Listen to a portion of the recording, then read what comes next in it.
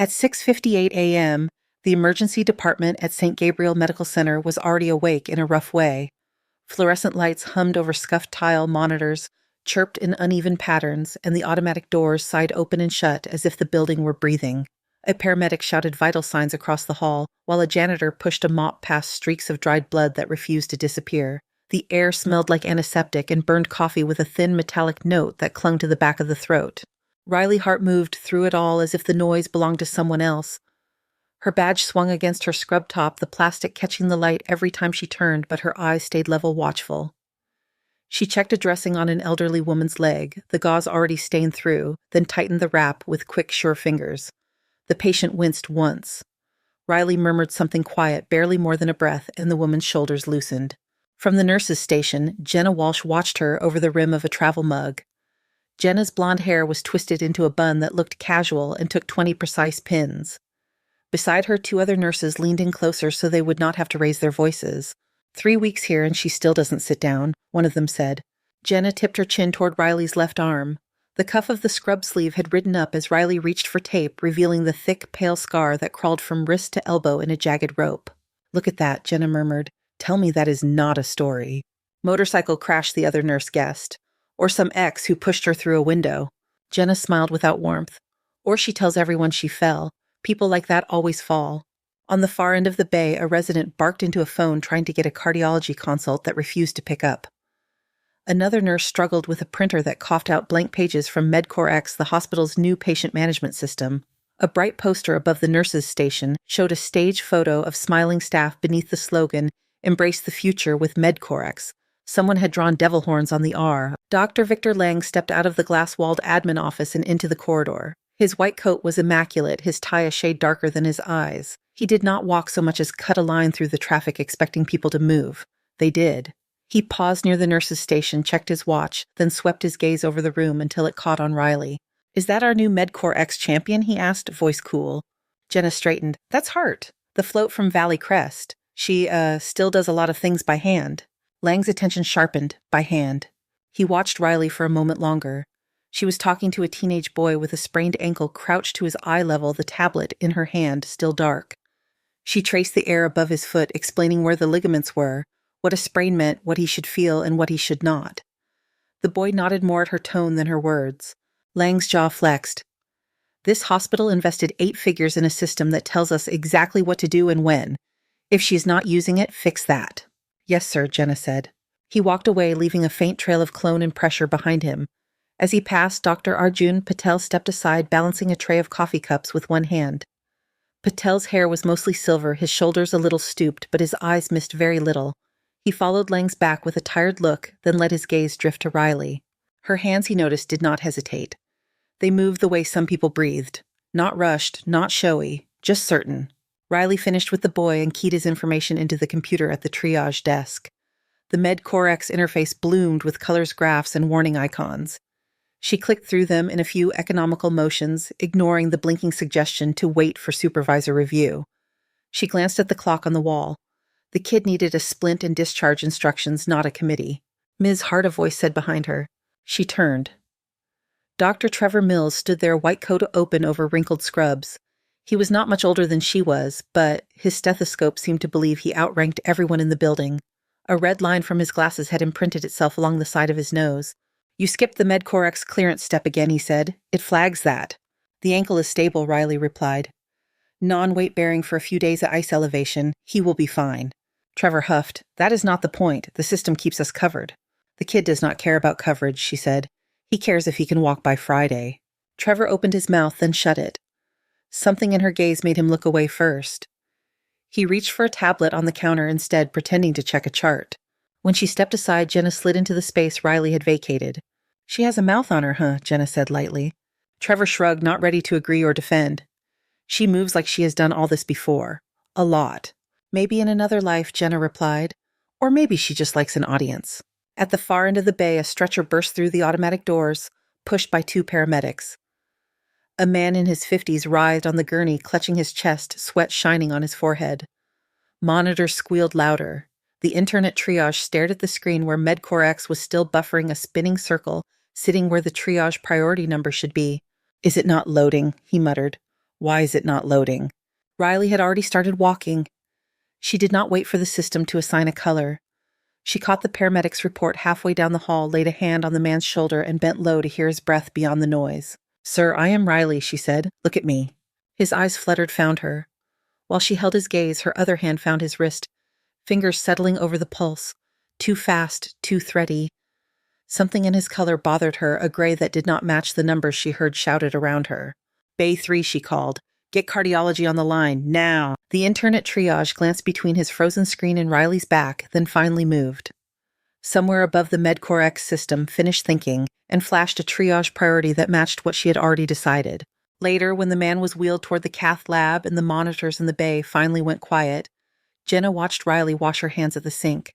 The scar on Riley's arm stole the nurse's attention again, the raised tissue catching on the water beads, of it clinging like rain on old concrete. "You ever get that looked at?" Jenna asked, coming up beside her. Riley shut off the tap and reached for a towel. "It works," she said. Must have hurt.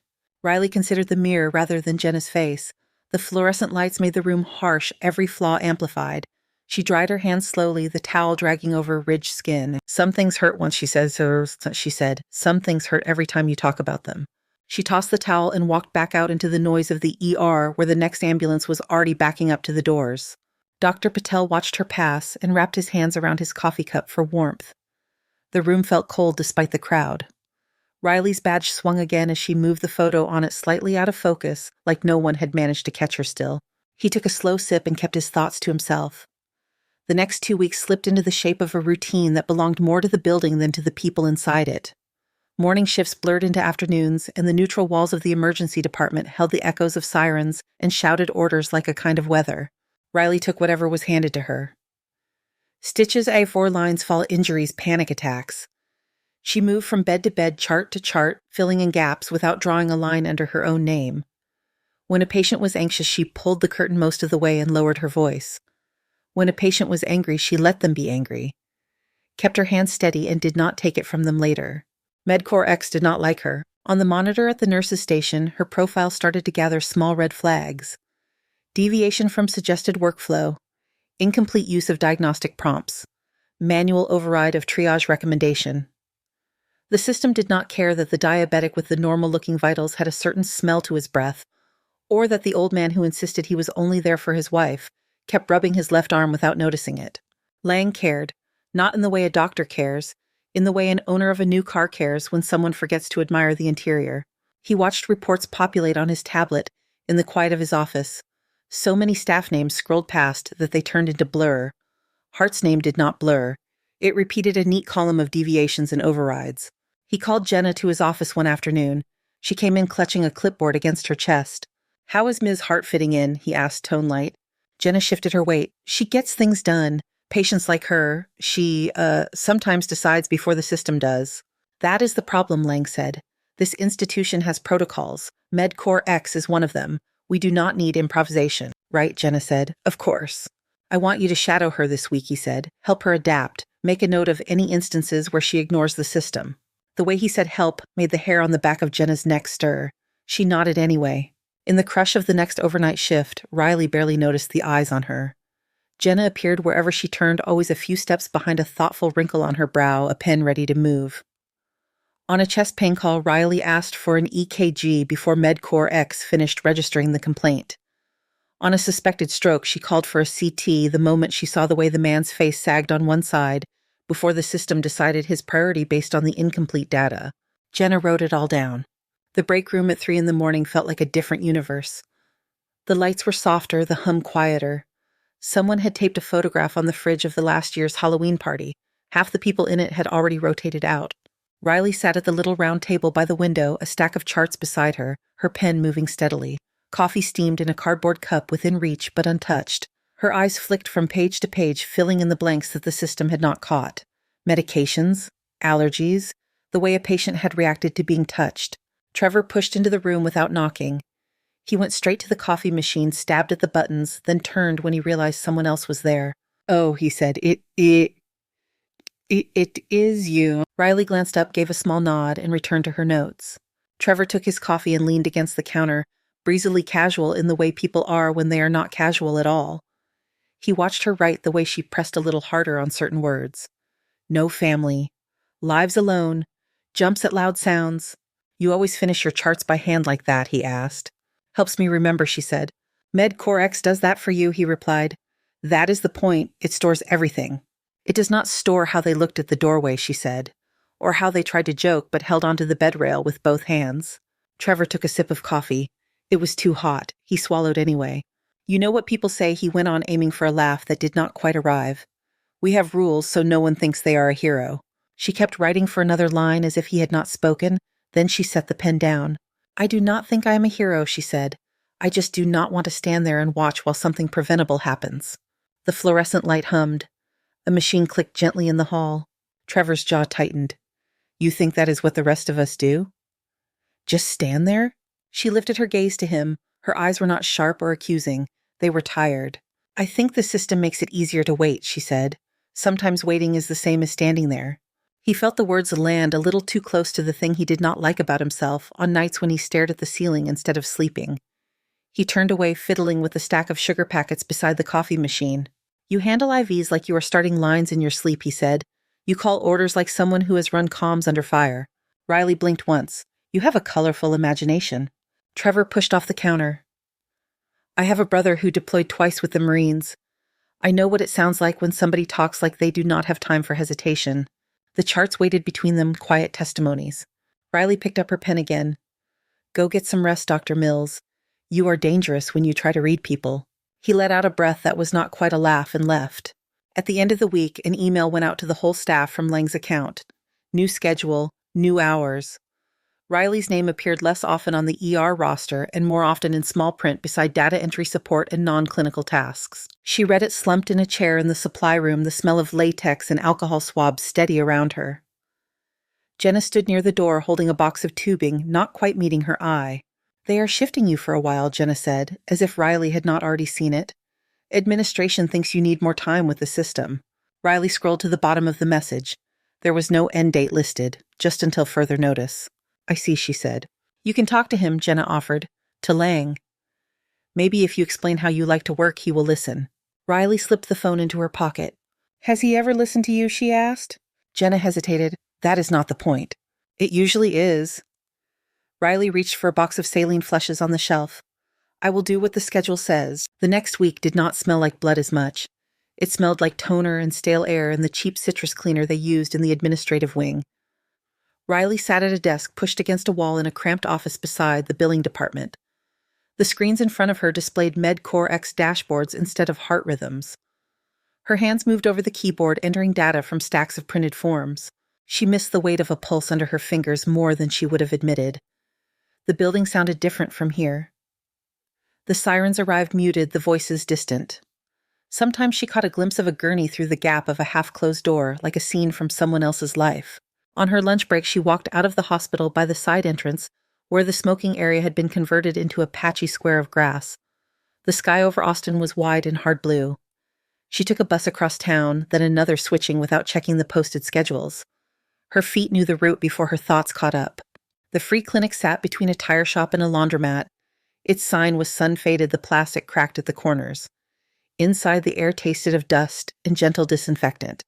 The waiting room chairs were mismatched, but the magazines were recent, and someone had left a bowl of hard candy on the counter.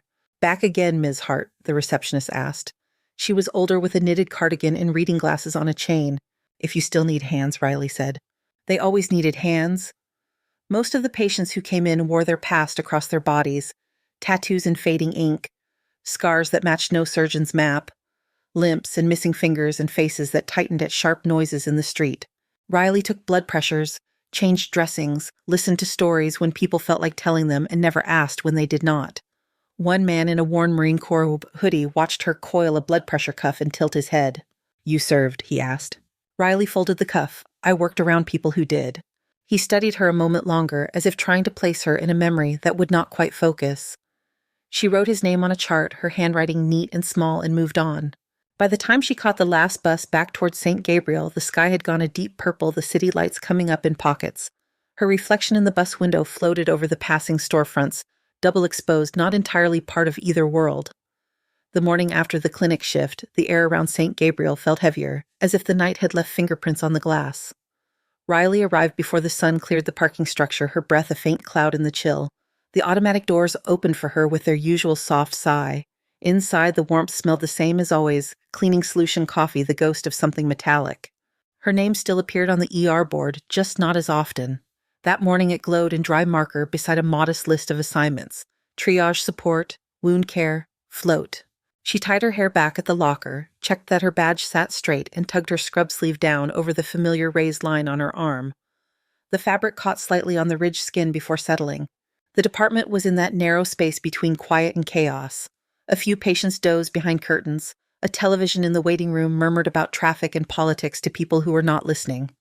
The MedCore X screen at the nurses' station showed a grid of names and colors that shifted every few seconds as new information trickled in. Dr. Patel stood near the board, stirring powdered creamer into a cardboard cup. He gave Riley a small nod. "Morning, Ms. Hart," he said. "Morning, doctor," she replied. He tipped his cup in the direction of the monitors. "Looks calm." Riley checked the clock, for now. She had just finished changing a dressing on a post-op patient when the double doors at the ambulance bay slammed open. Two paramedics pushed in a stretcher at speed, their coated shoes squeaking on the tile. A man in his early 50s lay on the gurney skin, a chalky pale shirt, cut open, dried blood on his side. 53-year-old male, the lead medic called. Found on the warehouse floor. Complaints of abdominal pain, then collapse. Hypotensive en route. We lost a pulse 2 minutes out, got it back. Lost it again 30 seconds ago. Monitors screamed as they rolled him into the nearest bay. A junior attending Dr. Lewis hurried over, snapping on gloves, eyes wide. "What is his pressure now?" she asked. "Useless," the medic replied. "He is not perfusing." MedCore X populated his profile in the background. Name. Possible internal hemorrhage. Suggested protocol. Predicted mortality. The cardiac monitor showed a fragile line, then flattened. A single high continuous tone filled the room. Dr. Lewis checked a carotid pulse, then looked up at the clock. "Time of death, Vim 12, she said quietly. "We are not getting him back, not without a blood bank in the truck behind him." The medic looked like he wanted to argue, then pressed his lips together. He unplugged his cable, stepped back, and rolled his shoulders as if he were trying to shake off the case. Someone reached to pull the curtain. The monitor was shut off. The man on the bed suddenly looked like a body instead of a person, as though the word had changed him. Riley was in the next bay, wiping down a cart. Her hands paused for a second when the tone began. She heard the call, heard the time given. Cases ended. They all knew that. She finished with the cart, carried the used cloth to the bin, then turned back. Through the gap in the curtain, she saw the edge of a white sheet being pulled over a still chest. She saw the attending's shoulders slope, the paramedic rub a hand over his face. She also saw the smallest movement that did not fit. The sheet tremored near the man's throat. Not much. Just enough to nudge a wrinkle of fabric near his collarbone. It stopped, then came again a faint hitch. Riley stepped closer. "Hold on," she said. Dr. Lewis looked up weary. "Ms. Hart, we called it." Riley moved around her without pushing, fingers already reaching for the monitor leads. "Then something is wrong with the call," she answered. "You heard the report," Lewis said.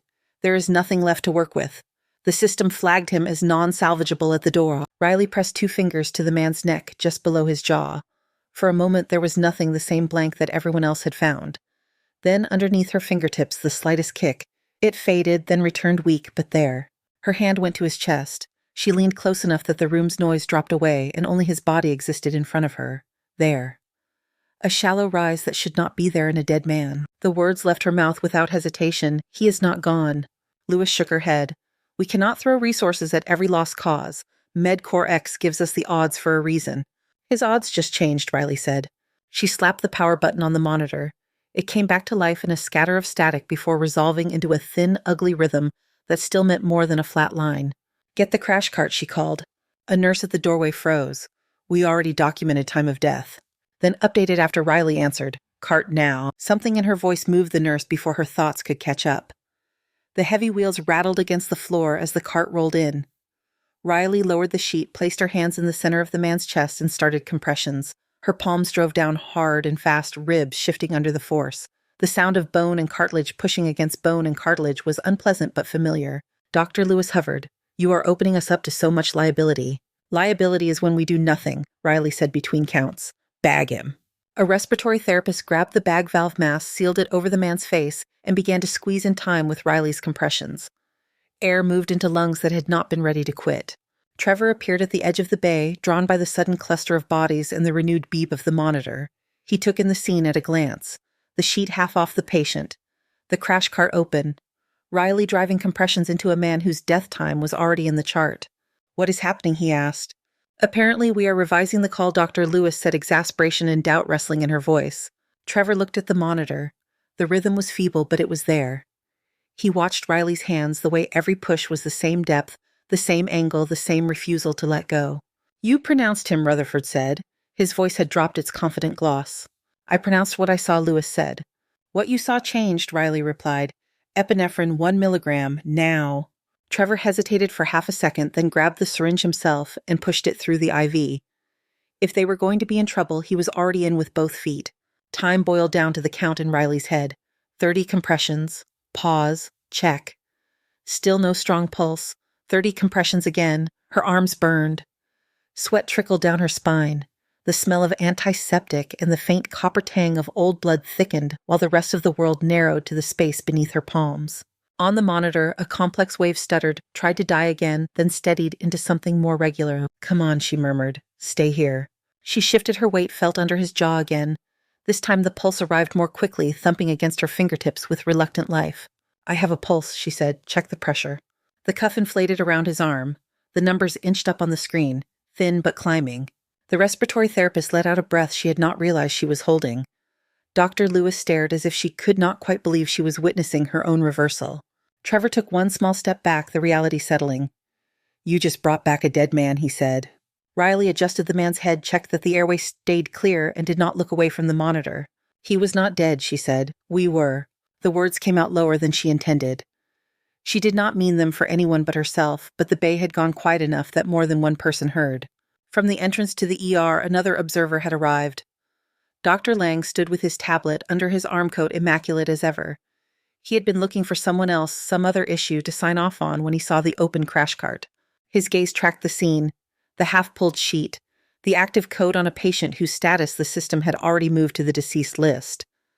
The way his staff looked not at MedCorp X, but at the nurse whose name had populated his tablet in red flags for weeks. He did not see the faint motion under Riley's hands or the way the man's skin had deepened from gray to a fragile pink. He saw deviation. He saw a direct challenge. "What is going on here?" he said. It was not a question.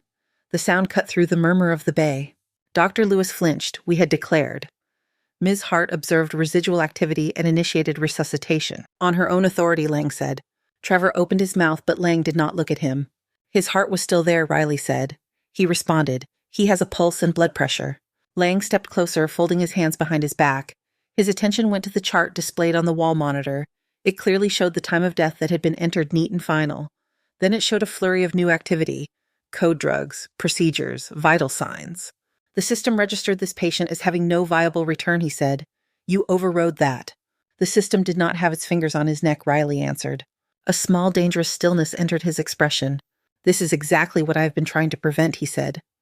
Chaos. Mixed messages. Staff taking it upon themselves to ignore established calls because they think they know better. His voice rose enough that people in other bays began to glance over. "You are welcome," Riley said softly. The air in the room tilted. Lang's face heated. "Do you think this is an arena for you to grandstand in front of your colleagues? This is not a battlefield. This is a hospital with policies that keep us functioning." Riley stepped back from the bed at last. The man she had worked on was being stabilized by others, now lines taped down, machines adjusted. "He is alive," she said. "That is functioning." Lang pointed toward the doorway. "You are done here, Ms. Hart. Effective immediately. You are terminated for gross insubordination and repeated violation of protocol." The words fell into the space like a dropped instrument. Trevor took a half step forward. Dr. Lang, with respect, she just saved a patient that MedCorp X had given up on. "And what happens when this patient's family sues because we've prolonged suffering against medical advice?" Lang shot back. "What happens when insurers see we ignored our own system to chase a miracle based on a feeling?" "Feelings do not generate blood pressure," Riley said. "His numbers do." Lang's lips thinned. "Pack your things. Security will escort you off the premises once your shift is closed out in the system." There was nothing left to say that would change his mind. Riley looked at the man on the bed one last time. His chest rose and fell in a clumsy but real rhythm. The monitor hummed along, arrogant in its certainty now that the hard part was over. She stripped off her gloves, tossed them into the bin, and walked past Lang without lowering her eyes. In the cafeteria, Dr. Patel sat alone at a corner table, his breakfast cooling in front of him. From where he sat, he could see a slice of the ER through the glass. He watched Riley cross the hall with her shoulders straight and her face as unreadable as ever. He watched Lang follow, speaking sharply, his hand chopping the air for emphasis. Patel could not make out the exact words. He did not need to. The posture of everyone around them told the story. He touched the rim of his coffee cup, turning it once. "I have seen that look," he murmured to himself. On corpsmen who came back from places without names on a map. He took a slow sip, his gaze lingering on the flash of pale scar visible as Riley pushed open the door to the staff corridor and disappeared inside. The staff corridor felt narrower than usual, the walls closing in around the rows of beige lockers and sagging bulletin boards. Someone had pinned up a flyer about a charity 5K run. Somebody else had written over the date with a black marker. "Good luck finding time." Riley spun her combination lock and tugged the metal door open. The inside of the locker was almost bare. One folded sweatshirt, a small battered field handbook tucked into the corner, a pen with a cracked casing. Her lunch sat on the top shelf in a paper bag, starting to go translucent from whatever had leaked. She sat on the bench and exhaled slowly, as if she had been holding her breath since Lang said the words. Terminated, done, finished. Her badge hung around her neck, still warm from her skin. In a few minutes it would be a plastic rectangle with no purpose. Riley took it off and set it inside the locker for a moment beside the handbook. Her fingers brushed the spine of the book, feeling the wrinkled cover through the thin film of plastic she had taped over it years ago. Underneath there were dog tags she never wore, looped through the spiral binding. She did not pull them out. She swapped her bloody scrub top for a clean one, then for her own shirt. The fluorescent light flickered once as she lifted the scrub over her head, leaving her arm bare. The scar that twined from wrist to elbow looked harsher without the blue cotton to mute it, the raised tissue casting its own shadows. The door banged open. "Riley," someone shouted. "You still in here?" Jenna stumbled in breath, short hair coming loose from its pins. Her eyes were two wide pupils blown black under the harsh light. "You cannot be in here right now," she said in a rush. "We have a multi-trauma. Construction site collapse on 5th. They are bringing them in fast." Riley pulled her sleeve back down. "I was told to pack my things." "I know what he told you." Jenna shook her head, hands flat against the air as if she could smooth something out that would not lie flat. "We are short-staffed and the attending is tied up in surgery, and the backup is still 20 minutes out. They just radioed. One of the victims is critical. Young woman crush injuries, vitals tanking." The alarm that underscored every code in the building sounded faintly overhead, muffled by concrete. Code yellow. External disaster. "Call in more nurses," Riley said. Her words were even, but something behind her ribs shifted. "You have plenty." "We do not have you," Jenna replied before she could stop herself. For a second, neither moved. The metal bench, the fluorescent hum, the smell of bleach all waited. Then the overhead speaker crackled. "Mass casualty incoming to emergency. All available personnel to the main bay." Jenna swallowed. "Lang is in a meeting upstairs. Nobody has time to ask what he wants." Riley closed the locker door. The latch clicked shut with a small dry sound. "My bag can wait," she said. The emergency department had changed in the time it took them to walk there. The quiet gap between cases had vanished. Stretchers rolled in a staggered line, voices overlapped. Someone shouted for more oxygen tanks. Another yelled for blood. Dust clung to the clothes of the people coming through the doors. Concrete grit, pale and fine, turned dark where it mixed with blood. The first patient, a man in an orange safety vest, moaned behind an oxygen mask, one leg bent wrong. The second, a woman with a gash on her forehead, clutched the hand of a coworker on the next stretcher, refusing to let go. The third stretcher came in faster. Female 20s, the paramedic called. Construction worker. Scaffolding collapse. Unresponsive most of the way. Hypotensive tachycardic sats in the low 80s. Possible chest trauma. The woman on the gurney wore a hard hat that had cracked right across the middle. Someone had taped it back together on the ride in, as if they could fix her that way too. Her work shirt was torn, plaster dust stuck to her eyelashes. Purple marks mottled her chest and neck, blooming under her skin. For a heartbeat, no one claimed her. Riley felt the space open around the bed, that dangerous hesitation when everyone tried to calculate at once. Resources, expertise, time. Jenna turned to her, panic sharpening the lines of her face. "Do not," she whispered. "Lang said you are done here. He will hang us both if you touch a patient." Riley looked at the young woman on the bed. The girl's lips were turning the wrong shade. Her chest rose shallow and fast, one side lagging behind the other. Her eyelids fluttered, but there was no real focus in the motion. "She does not care who is fired," Riley said. She stepped to the gurney and laid a hand on the woman's sternum. The ribs shifted under her palm, some stiff, some giving too easily.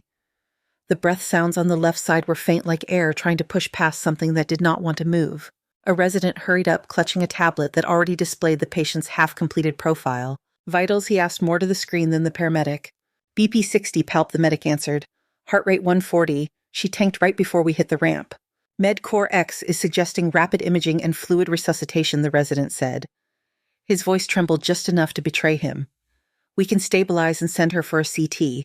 Riley shook her head once. She does not have time for a field trip. The resident blinked at her. Excuse me, Ms. Hart, you are not assigned to this case.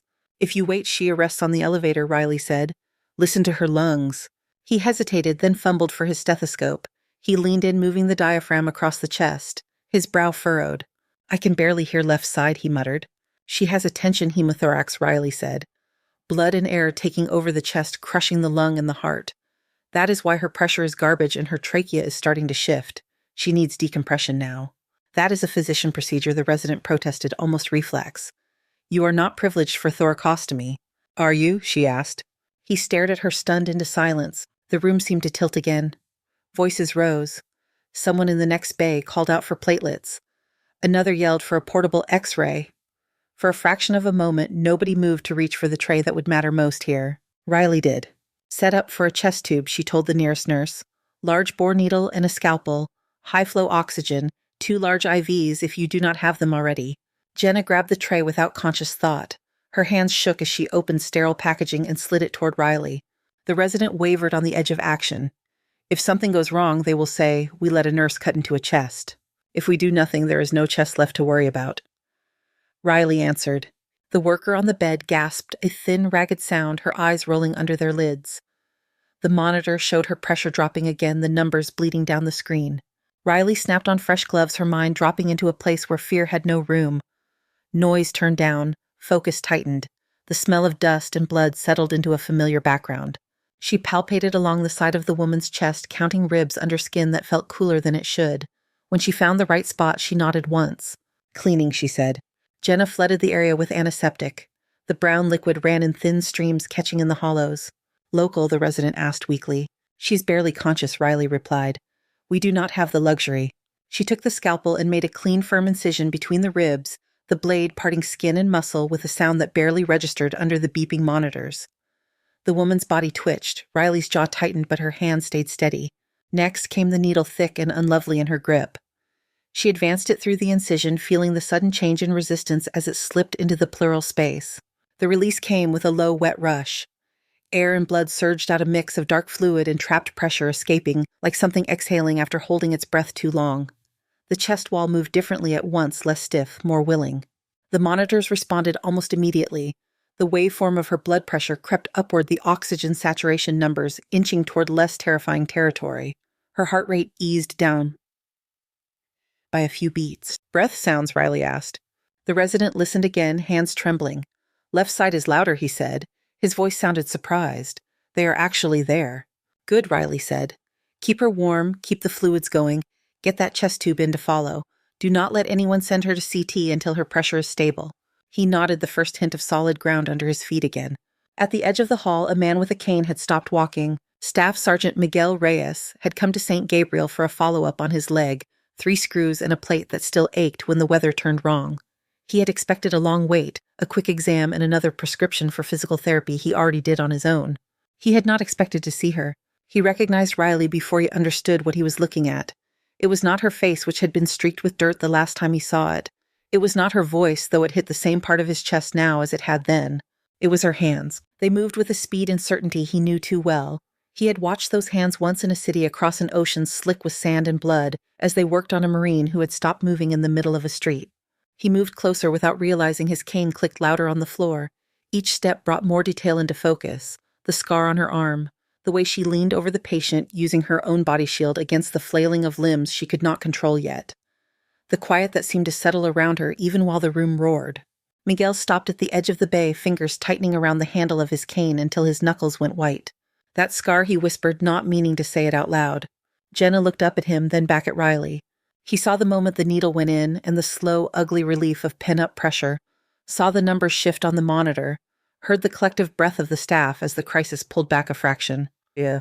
He had seen it before, just with different uniforms, different dust, different screams. Doc Hart, he said louder this time. Riley was taping lines when the name cut through the noise. It was not the hospital version of her name. Not Ms. Hart or Nurse Hart. It was the nickname shouted across open ground, shortened by urgency. She froze for half a second, a pause so brief most people would have missed it. Then she finished the tape and straightened. Miguel stepped closer. His face was older than in her memory lines carved deeper around his eyes, but the set of his jaw was the same. His left leg dragged faintly with each step. "You were in Fallujah," he said. The word came out raw. "You were the courseman, attached to 2nd Platoon, the one who covered the lieutenant when the IED went off. Hart. Doc Hart. They said you died." Jenna stared between them, the chart in her hands forgotten. The resident blinked, unfamiliar with the name of a city that lived mostly in news footage to him. Riley's posture tightened in a way that had nothing to do with the patient on the bed. "This woman needs us," she said. "Keep her airway clear, watch her pressure, she's not out of danger." Miguel took half a step closer, hope and guilt and something like awe fighting in his expression. "You saved 6 men in a blown-out alley while we were taking fire," he said. "I watched you tie off a leg that was half gone with your own belt. I watched you drag a lieutenant bigger than you behind a burned-out truck. I never forgot your face, or that scar." He gestured toward her arm. Conversation had quieted in a radius around them. The words did not bounce so much as sink. Riley glanced at the young woman on the stretcher, then at the other beds, the forms moving behind curtains, the eyes watching from doorways. "Do not," she said. Her voice did not rise, but it stiffened. "There are patients who do not know anything about that street and do not need to. They only need to know if we show up for them now." Miguel swallowed hard. He brought his heels together almost unconsciously, standing a little straighter despite the cane. "Yes, ma'am," he said. Riley gave one small nod as if accepting a report. Then she reached to adjust the oxygen mask on the worker's face, the motion efficient and almost gentle. Somewhere in the building an elevator chimed. In the bay, the monitors kept up their steady argument against the worst-case scenarios that had been hanging over the room a few minutes before. Riley peeled off her gloves and pulled on a new pair, already turning toward the next call for help. For a brief stretch of minutes, the emergency department rode a jagged plateau. The worst edges of the collapse cases had been blunted. The young worker's blood pressure held in the numbers Riley could live with. Orthopedics appeared to claim the man with the broken leg. The rest of the staff found the kind of steady rhythm that felt almost like calm if you did not listen too closely. Riley stepped back from the construction worker's bay and let herself breathe out.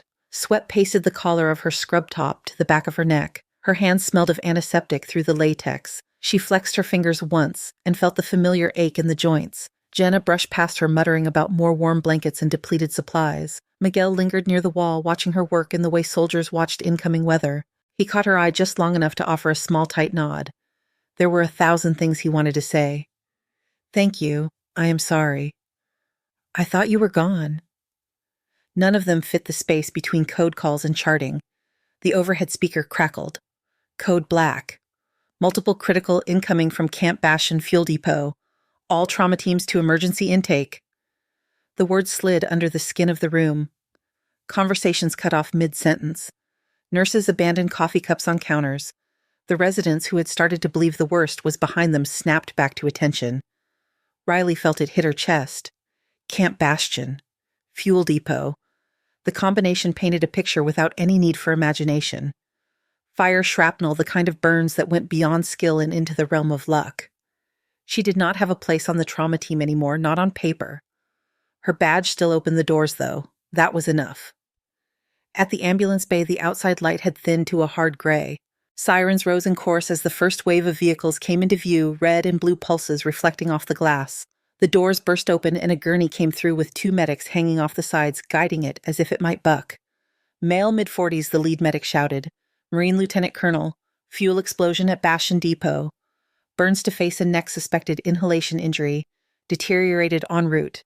Airway is swelling. We are losing the line." The man on the stretcher did not look like a high rank. He looked like anyone would after too much fire. Soot and melted synthetic fibers clung to what was left of his uniform. The skin on his neck and jaw had blistered and peeled in places, raw red and white patches competing. His chest rose in short, desperate pulls. The badge on his tattered blouse still held a name under the soot. Rourke.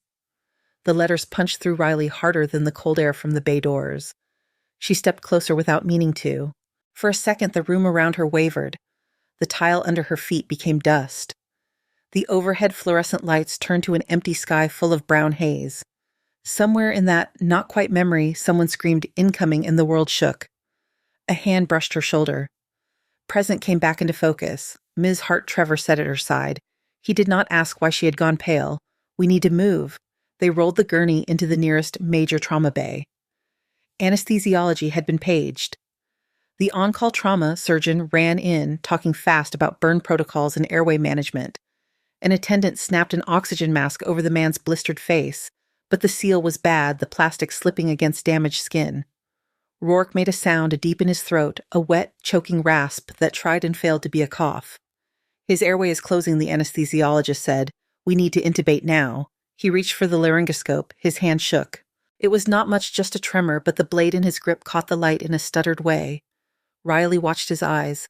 They flicked to the burned tissue inside Rourke's mouth, the swelling tongue, the char matted in his beard. He saw the risk, the difficulty, the possibility of making it worse.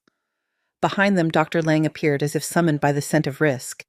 He snapped a pair of gloves on, jaw clenched. "This is a high-profile patient," he said. "Everything is documented, every step followed. Do not move without clearance." "We do not have time for clearance," the anesthesiologist said. Sweat beaded above his lip. "I cannot see properly. The edema is too rapid." Rourke's chest hitched. His oxygen saturation numbers tumbled down the monitor. 82, 79, 73. Riley stepped close enough to feel the heat coming off his skin.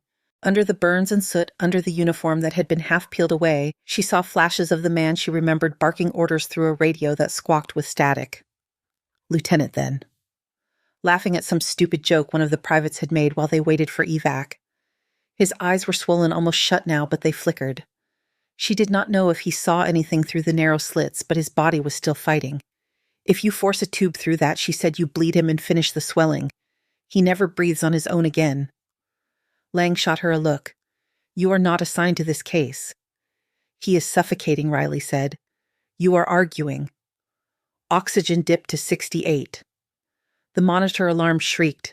The room tightened into a knot of bodies and equipment. "We prepare for a surgical airway," the anesthesiologist said. "Cricothyroidotomy." He reached for the kit. His hands did not stop shaking. Lang grabbed his wrist. "You are not cutting into a Marine colonel's throat without my sign-off." "If we wait for your sign-off, he dies," Riley said.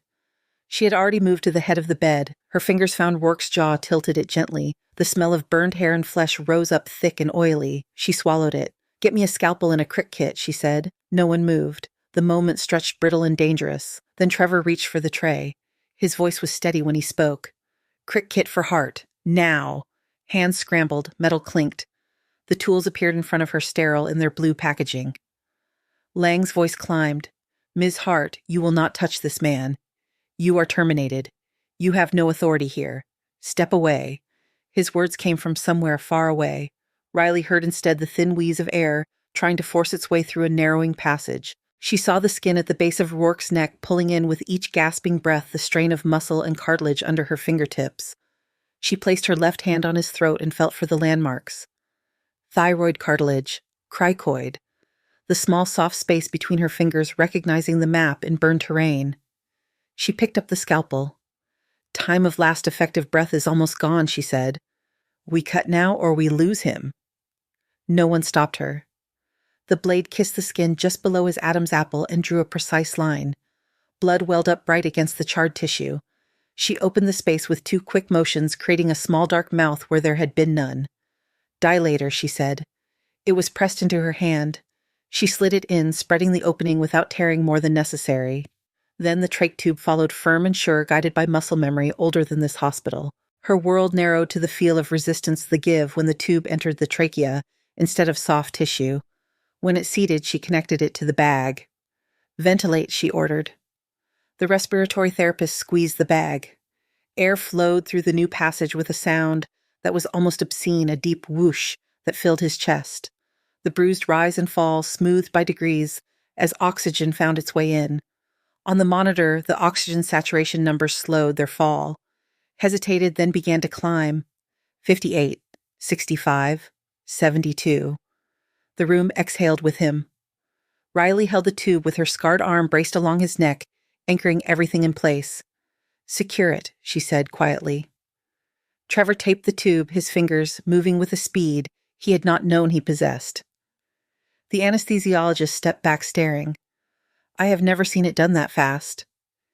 "It was not fast," Riley said. "It was on time." From the doorway someone whispered, "That is combat speed." Lang stood very still. His face had gone a pale, unhealthy color that had nothing to do with the hospital lights. He looked not at the man whose life had just been dragged back from the brink, but at the ring of staff around the bed. Their attention was not on him. It had not been for some time. A new sound grew low and distant at first, a deep, steady thump that vibrated in the walls. Dust trembled loose from the ceiling tiles. "Helicopter," someone said. The rotor noise intensified until it sat inside their chests. A shadow passed over the skylight in the corridor. The building seemed to crouch under the weight of the machine settling onto the rooftop pad. Lang straightened his coat as if that could settle the shaking inside him. "What is that about?" he muttered. They found out less than a minute later. The main ER doors slid open again this time to admit 3 officers in dark dress uniforms. They did not pause at the reception desk. They did not sign the visitor log. They walked through with the unhurried precision of people who knew they did not need permission to be anywhere. At their head was a Navy officer with the rank of commander on his shoulders. His posture was relaxed, but there was nothing soft in his eyes. He took in the scene in a single pass. The burn victim with the fresh trach. The staff ringed around the bed. The nurse with the scarred arm still resting along the side of the patient's neck. He stopped at the foot of the bed. "Chief Petty Officer Riley Hart," he said. "Ma'am." The word landed like a dropped stone. Riley lifted her head. Her hands did not leave Rourke. "Commander," she said. In the space between 2 heartbeats, every civilian in the room realized 2 things. Riley outranked someone, and it was not them. The commander and the 2 officers behind him snapped into a crisp salute, hands sharp at their brows. The gesture was directed at Riley, not at Lang, not at the hospital logo on the wall. Conversation in the surrounding bays died. The only sounds left were monitors and the soft hiss of oxygen. The commander dropped his salute and let his gaze sweep the room again. "I am Commander Avery Cole," he said. "United States Navy. I am here under orders from the Department of the Navy to assume authority over Chief Petty Officer Hart's status and to review the circumstances of her termination." Lang found his voice. "This is my hospital," he said. The echoes of the helicopter rotors made his words sound smaller. "I am responsible for staffing decisions. That includes ending the employment of personnel who refuse to follow protocol." Cole turned his attention to him slowly. There was no hostility in his expression, which somehow made it worse. "Dr. Lang, we have reviewed your notice of termination," he said. "Chief Hart is an active asset in a classified readiness program known as Sentinel Harbor. Her placement here was not incidental. You removed her from duty while she was engaged in the immediate preservation of life, including the life of a senior Marine officer. That is a problem for us." Lang bristled. "She ignored MedCorx. She undermined my authority in front of my staff. She overstepped her scope." Cole took a step closer. His voice did not rise, but the air around them seemed to narrow.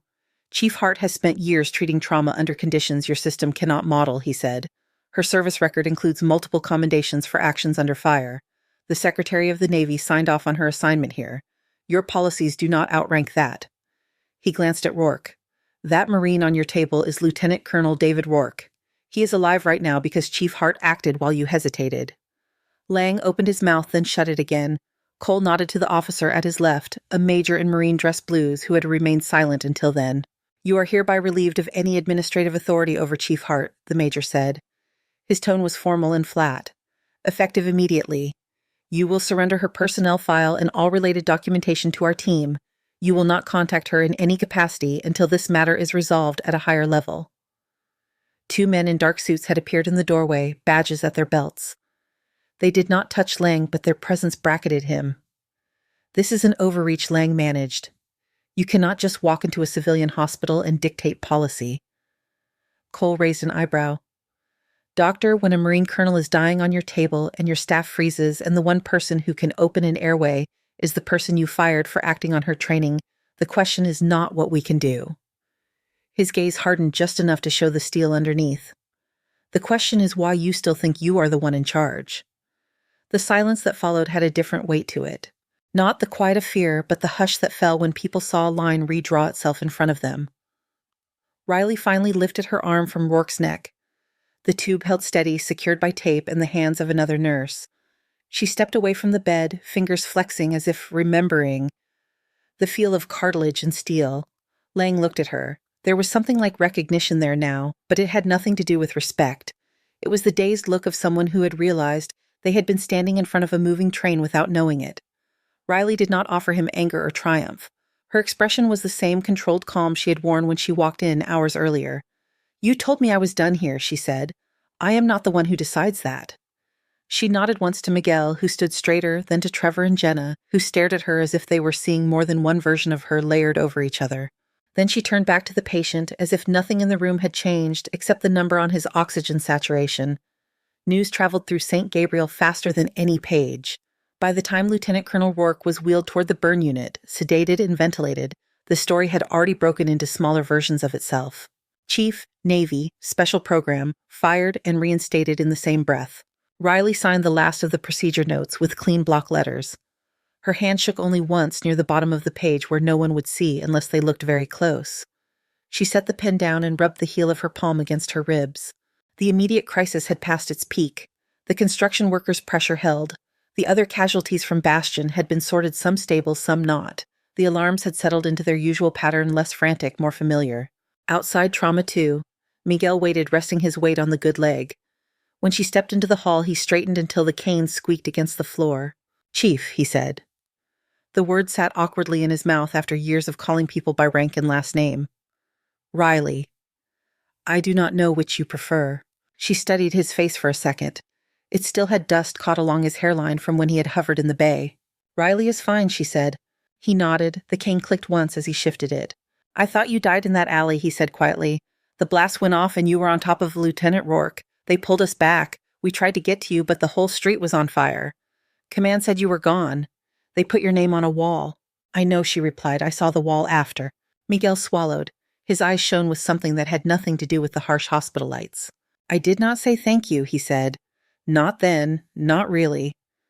I was too busy trying to stay upright and keep my own head from falling apart. You saved me. You did it again today just by being here and making some of these doctors move. You are on your feet," she said. "That is thanks enough." He huffed a breath that might have been a laugh. "My physical therapist would disagree." She almost smiled. "You have an appointment to get to," she said. "Do not miss it." "Yes, ma'am," he said without thinking. The word hung between them, half habit, half respect. She did not correct him. In the staff lounge, someone had turned the television to a muted news channel. A scrolling ribbon at the bottom of the screen mentioned an incident at a military fuel depot outside Austin and unconfirmed reports of a Navy helicopter landing at a local hospital. The picture was just the hospital roof from a distance, grainy and flat. Jenna stood near the sink, fingers locked around a cup of water. She watched Riley enter as if bracing for impact. "I owe you an apology," she said. "You already stocked the crash carts," Riley answered. "That helps more." Jenna shook her head. Her voice came out rough.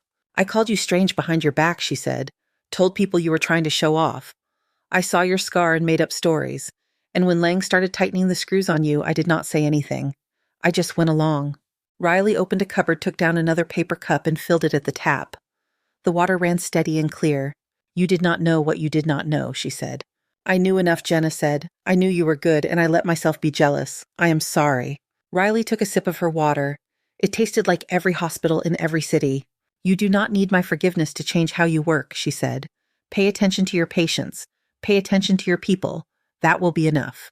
She did not say it with heat. It sounded like an instruction, the kind that belonged in a protocol manual no one had written yet. Later, when the shifts began to turn over and the worst of the day had blurred into chart entries and half-remembered shouts, Commander Cole found her near the nurses' station. "The bird is ready on the roof," he said. "We have a slot to get you to the secure facility for debrief and follow up." "Now?" she asked. He nodded. "Your reassignment orders already came through. Sentinel Harbor wants you back under their eye." She looked around the ER. The whiteboard showed fewer names than it had that morning. The MedCore X screen glowed in quiet colors. Trevor stood at a computer reviewing a trauma protocol he had never bothered to open before. Jenna adjusted a sling on a patient with uncharacteristic patience. "I need to check on one more person," Riley said. Rourke lay in a pre-op holding room on the same floor as the roof access. His burns had been dressed in careful layers, The new airway sat neat and clean at the base of his neck, held in place by white tape. His eyes fluttered open when she stepped inside. He tried to raise a hand. She caught it before the movement pulled at his injuries and set it back down with a gentle pressure. "Do not do that," she said. "You will tear something." His voice came out hoarse, warped by the tube and the damage to his throat. "I knew it," he managed. "Knew those hands. Thought I was dreaming hearing you yell at doctors again." She pulled a stool close to the bed. "You have always been bad at staying out of trouble," she said. He smiled with the side of his mouth that could manage it. A thin line cleared in the soot at the corner of his eye where a tear cut through. "Did they drag you back into the fight because of me?" he asked. "Because if they did, I owe you another apology. They sent me here long before you blew up your fuel depot," she said. "You are just very good at finding the center of the blast radius." He shut his eyes briefly, relief loosening his features. "Figures," he muttered. "They will take care of you now," she said. "Real burn team, real rehab. Do what they tell you." "Yes, Chief," he said. She hesitated, then reached out and laid her fingers lightly over his wrist. His pulse tapped back, stubborn and steady. "Stay," she said. "You are not done yet." On the roof, the air carried a cold bite. The helicopter waited with its rotors ticking slowly, a heavy shape against the darkening sky. The city spread out beyond the edge of the pad lights, flicking on in clusters, highway traffic already starting its evening crawl. The ER staff formed two lines along the path from the stairwell to the aircraft. Nurses, residents, techs, even a janitor with a mop still in his hand. None of them had been told to stand there. They came anyway. As Riley stepped through the door, they straightened. One by one, hands rose in a salute that was imperfect but earnest. Some put their fingers in the wrong place. Some hesitated halfway up. No one dropped their gaze. For the first time that day, a full, unguarded smile touched her face. It softened the hard edges the hospital lights had carved into her features. She paused, lifted her own hand, and returned the gesture with the easy precision of a habit learned long ago. Then she walked toward the waiting helicopter. The rotors picked up speed when, clawing at coats and scrubs tugging at hair.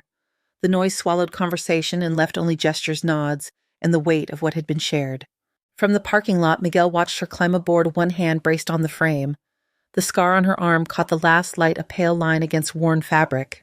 Inside the cabin, Commander Cole buckled in across from her. The headset muffled some of the roar. "You could have stayed in the Navy full-time," he said, his voice crisp in her ears. "Taken a billet with less chaos. Why civilian ER work between assignments?" She looked out the window. The hospital roof fell away. The city shifted beneath them, a grid of streets and headlights and anonymous lives. "Out there," she said, "no one expects anything special from me. They just need someone who shows up when they are bleeding and scared. I can do that without waiting for a war." She flexed her fingers, feeling the phantom echo of bone under her palms, the warmth of pulses that had refused to quit. "That is enough," she added. The helicopter tilted toward the horizon. St. Gabriel shrank to a square of light behind them. The next morning, two men in plain suits arrived at the hospital and left with Dr. Lang following between them. There were no raised voices, no dramatic scenes. He carried a box with a framed certificate sticking out of the top. He did not look at anyone. Later that week, maintenance installed a small brass plaque on the wall beside the staff time clock and the air's logo, no hospital branding, just a single line of engraved text. "Never judge the quiet ones. You do not know their wars." People brushed past it for days without really seeing it. Then one night, during a lull between calls, Trevor stopped and read it twice. Jenna paused beside him. Neither of them said anything. Behind them, the doors opened to admit another patient. Monitors chimed, hands moved, the work went on. Thank you so much for listening to today's story. If this story resonated with you or made you reflect, I'd love to hear your thoughts, so feel free to share them in the comments below. And don't forget to like, subscribe, and hit the notification bell so you won't miss the next story.